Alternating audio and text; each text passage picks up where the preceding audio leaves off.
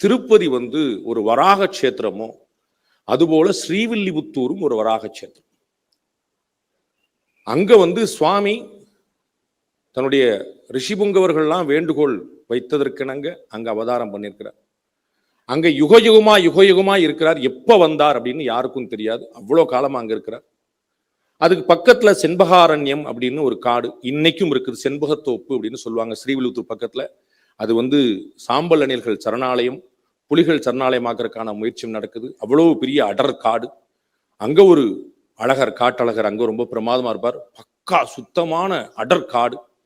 அந்த காட்டு பகுதியை வில்லி கண்டன் அப்படின்னு 2 ராஜாக்கள் ஆண்டுட்டு வர்றாங்க. அதுல வில்லி அண்ணன், கண்டன் தம்பி, நம்ம மருது சகோதரர்கள் போல இரட்டை சகோதரர்களா நின்று ஆண்டுகிட்டு வர்றாங்க. அவர்கள் வழக்கம் போல காட்டுல வந்து வேட்டையாடிட்டு வர்றாங்க. அப்ப இந்த ஊரும் சேர்ந்தே காடாகத்தான் இருக்கிறது. வேட்டையாடிட்டே வர்றாங்க. ஒரு புலியை பார்த்த உடனே தம்பி கண்டன் அந்த புலியை துரத்துறான். ரொம்ப நேரம் போறான். புலிக்கும் அவருக்கும் கடுமையான போர் நடக்கிறது. பிறகு சத்தத்தை காணும், புலியையும் காணும், கண்டனையும் காணும். காடு முழுக்க தேடுறான். வில்லி காடு முழுக்க தேடுறான். தேடி தேடி பார்க்கறான், காணும். களைச்சு போய் ஒரு புத்துக்கு அடியில பக்கத்துல வந்து தலை சாய்ந்து அப்படி ஒரு சாய்மானமா இருக்கட்டுமேனு படுத்துக்கிறான். அந்த அசதியில படுத்த உடனே அவருடைய கண்ணில் வந்து அசந்த உடனே பெருமாள் வந்து அசரீரியாக வந்து ஒரு தோற்றம் விழிச்சு, வில்லி, நீ உன்னுடைய தம்பியை தேடாதே, அவன் என்னிடம் வந்து விட்டான்.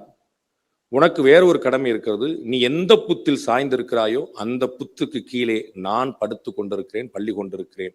எனக்கு ஒரு கோவில் எழுப்பு, இந்த நகரத்தை திருத்து அப்படின்னு சொல்றார். அவர் பதறி அடிச்சு, சுவாமி நம்ம கனவுல வந்தாரா அப்படின்னு ஆச்சரியப்பட்டு அந்த புத்தை தோண்டி உள்ள பார்த்தா திருவரங்க தமுதனார் படுத்திருக்கிற மாதிரி பள்ளி கொண்ட பெருமாள், வடபத்திர சாயி, எங்க ஊர் பெருமாள் அப்படி ஜம்முன்னு படுத்திருக்கிறார். கிட்டத்தட்ட ஒரு 20-25 அடிக்கு. தயவுசெய்து ஸ்ரீவில்லிபுத்தூர் வராதவர்கள்லாம் தயவுசெய்து வந்து பாருங்க.